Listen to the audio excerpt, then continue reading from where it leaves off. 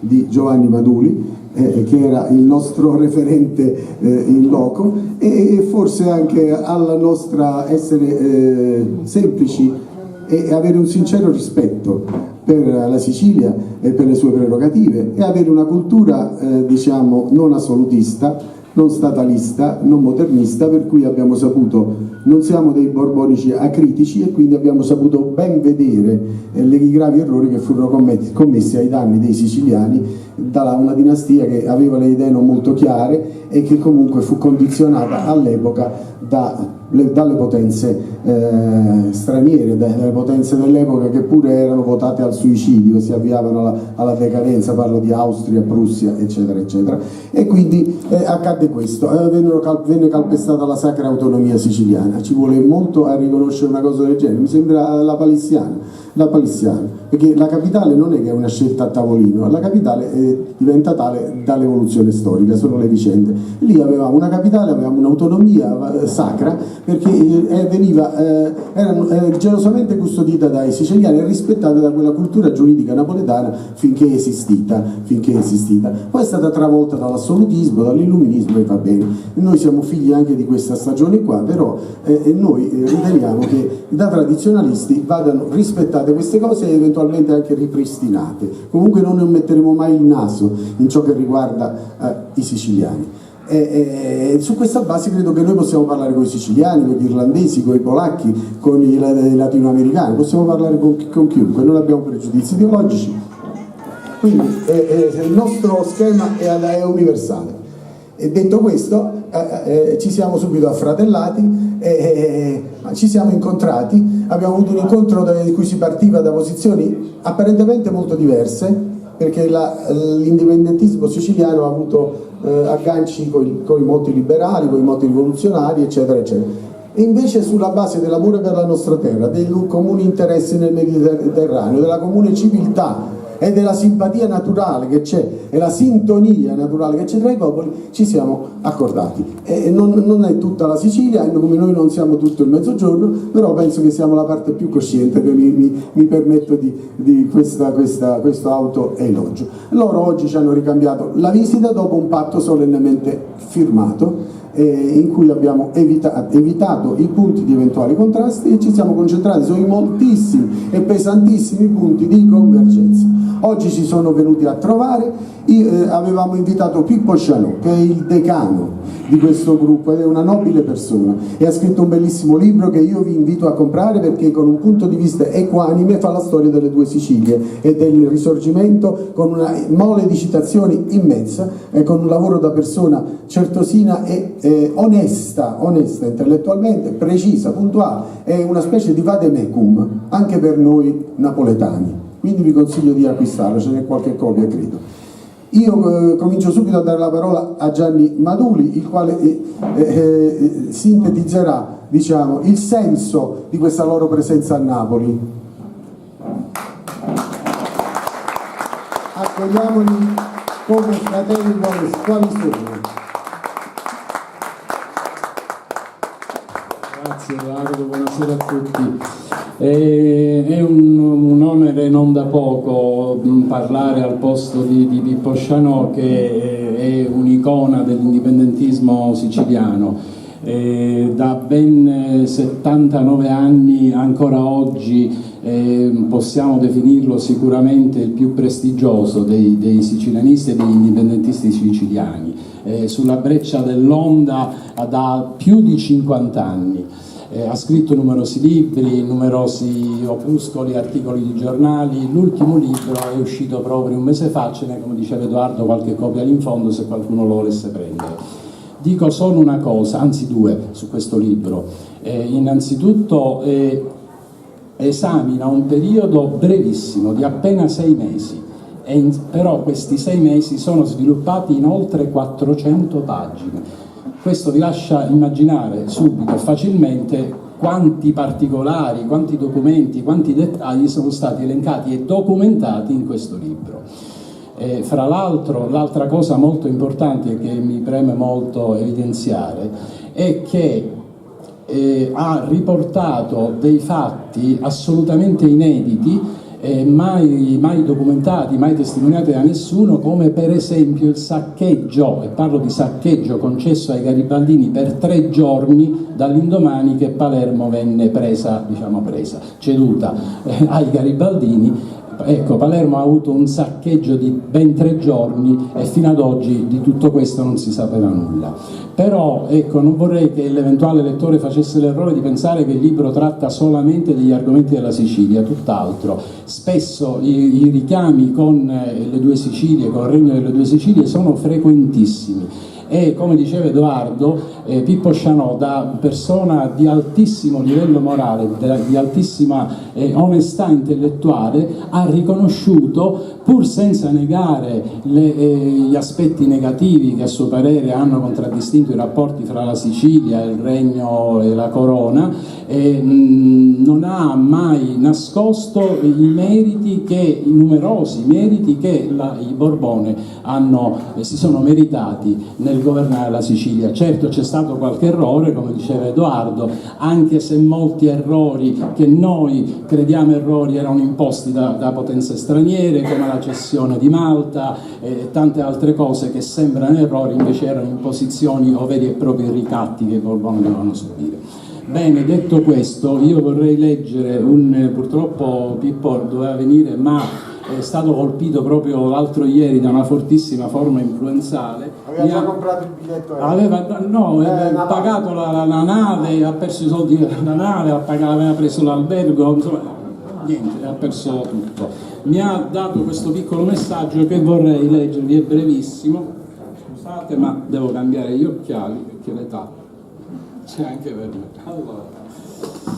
E mi ha dettato questo messaggio: impossibilitato per motivi di salute a partecipare al convegno in data odierna, nel quale la Sicilia è comunque ben rappresentata, bontà sua, auspico ottima riuscita dei lavori nella certezza che da questo momento abbia inizio un forte e prezioso percorso di rinascita e di riscatto della gloriosa nazione duo-siciliana, che spezzerà la catena del neocolonialismo ancora dominante. Fratelli del glorioso Sud, è giunta la nostra ora.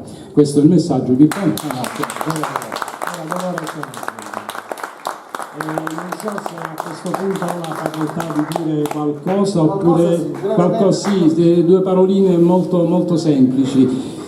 Mi riallaccio molto velocemente a discorsi che sono già stati presi, affrontati da Edoardo e da altri. Io lo voglio dire solo molto brevemente. Perché noi siamo qui? Non è possibile continuare sulla strada del divisionismo. Napoli, la Sicilia, 2 popoli, 2 nazioni, eccetera, eccetera. Scusatemi, io non la penso così, ma in maniera radicale non la penso così, e lo spiegherò. So che non sono in buona compagnia, nel senso che non tanti la pensano come me, però ho i miei motivi e ve li dirò rapidamente. Contrariamente a quanto molti pensano, io non credo che napolitani e siciliani siano 2 popoli, non lo credo assolutamente. Fra l'altro questa mia opinione, per carità, può anche essere ritenuta un'opinione, è testimoniata da parecchie cose. Non ultima uno studio di genetica, attenzione, sto parlando di genetica, quindi di scienza, uscito circa 1 anno e mezzo fa, che potrete trovare su internet, che si intitola La storia genetica degli italiani. Quindi è uno studio scientifico che non ha nulla a che fare con il Borbone, con le 2 Sicilie, con l'unità d'Italia, non c'entra nulla. Bene, in questo studio di genetisti che hanno fatto dei studi parecchio lunghi su tutte le popolazioni italiane, che cosa è emerso? È emerso che le popolazioni dall'Abruzzo alla Sicilia, guarda caso, hanno un'unica impronta genetica.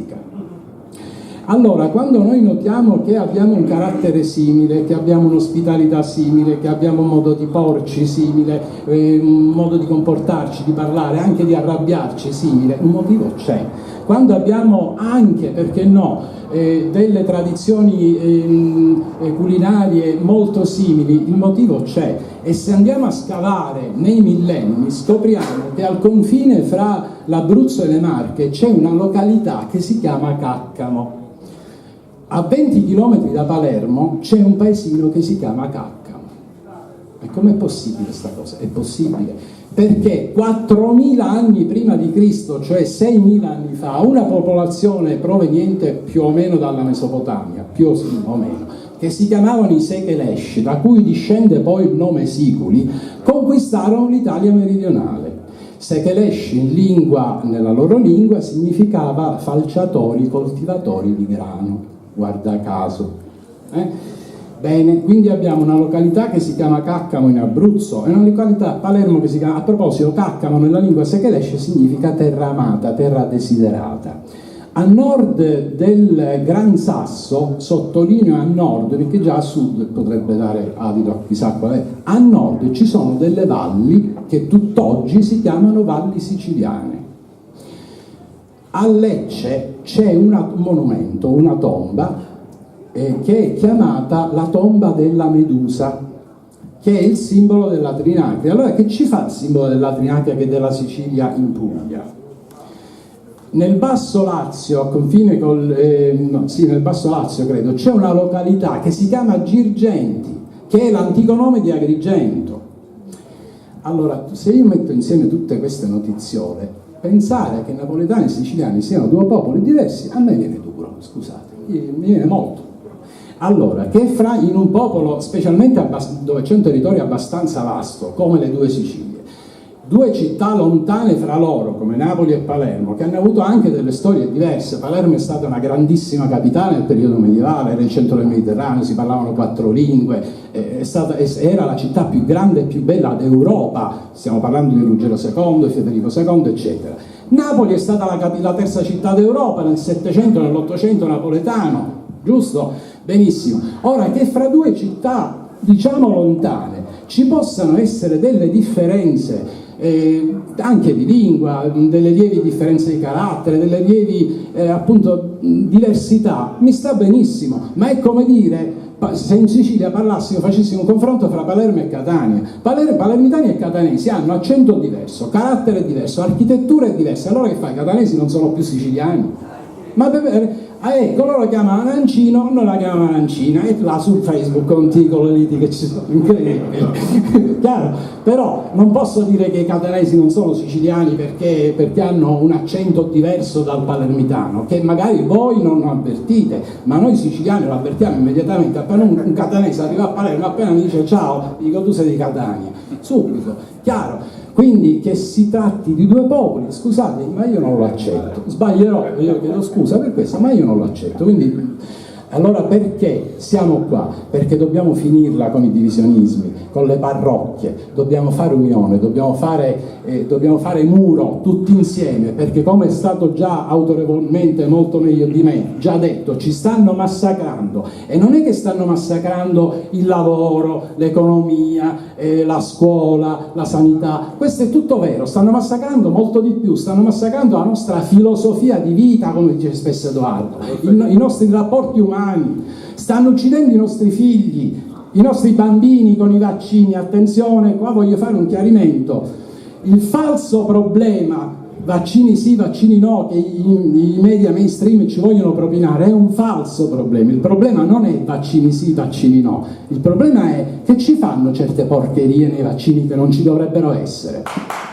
Che cosa ci fanno?